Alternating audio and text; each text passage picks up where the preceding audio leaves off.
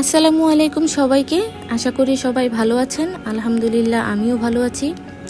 আপনারা অনেকেই তিতা লাগে এই জন্য করলা পছন্দ করেন না বা খেতে চান না, তবে এইভাবে রান্না করে দেখুন, করলা একদমই তিতা লাগবে না, বাসার বাচ্চারাও খেতে চাইবে এবং কালারটাও থাকবে অনেক সুন্দর সবুজ। তো রান্না করার জন্য আমি ছোট ছোট করলাগুলো নিয়েছি, যেটাকে উচ্ছে করলা বলে। করলাগুলো ধুয়ে কেটে মাঝখান থেকে বিচি সারিয়ে নিলাম। তারপর করলাগুলো পাতলা করে কেটে নিলাম।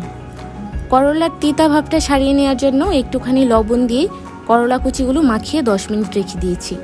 10 মিনিট পর দেখবেন হালকা পানি উঠে গেছে। এখন করলাগুলো চিপে চিপে পানি ফেলে ভাজার জন্য রেডি করে নিব।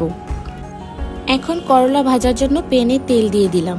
তেল গরম হয়ে এলে দিয়ে দিলাম পেঁয়াজ, রসুন ও কাঁচামরিচ কুচি। রসুনটা চাইলে আপনি স্কিপ করতে পারেন, আমার ভালো লাগে তাই আমি দিয়েছি। তারপর একটু নেড়ে চেড়ে দিয়ে দিলাম পানি চিপে তুলে রাখা করলা। উল্টে পাল্টে নেড়ে নিলাম। বাই দ্য ওয়ে, লবণ দেওয়ার একদমই প্রয়োজন নেই।